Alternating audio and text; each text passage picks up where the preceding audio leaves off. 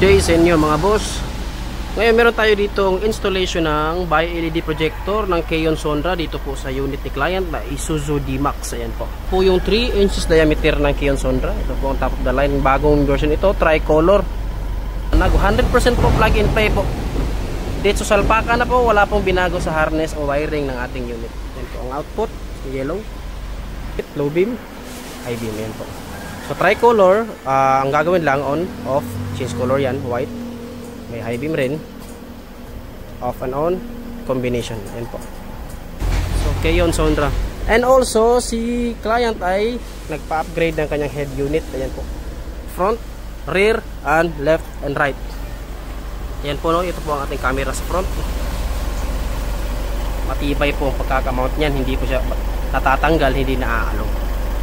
Yan po, no, dito sa ating side mirror camera. Yan po, fit na fit po. Meron din po yung guma para sa kanyang hindi seal, para hindi basta-basta napapasukan ng tubig. Yan po. By the way, this is QCY 9 inches po. Itong steering wheel switch natin functional po. Volume up, ayan po, volume up, volume down. Ayan po, yan, left and right po yan. Top view, meron tayong top view mga boss. Ito ang ating front and reverse camera switching. Ayan po. Android cast, kung gusto nyo i-mirror yung screen ng ating phone, Android cast, wireless po. Android Auto also wireless. And also compatible po ang ating Apple CarPlay dito. Ayan po, via Bluetooth. Ayan. Since Android to, syempre Google, mayroon din po tayong Play Stores. Pwede po tayo magdagdag ng apps dito. YouTube, mayroon din. And also, pwede nating lagyan ng Spotify or iba pang apps. Mayroon ding Netflix. Yan, lagyan nyo lang yung Netflix account nyo at saka Waze.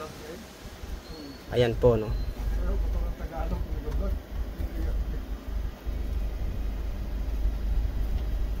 Now, subukan naman natin yung reverse. Paano pag nag-reverse tayo? So, lagay natin sa reverse. Ayan, automatic po. Reverse camera po tayo.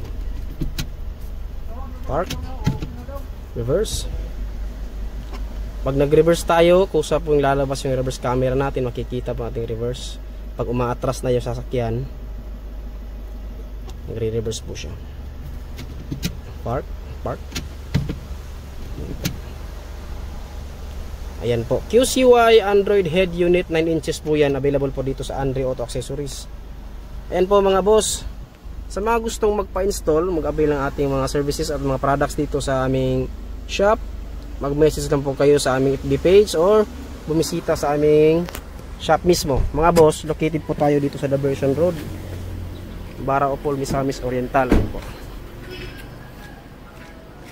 Diversion Road po yan, Cagayan de Oro.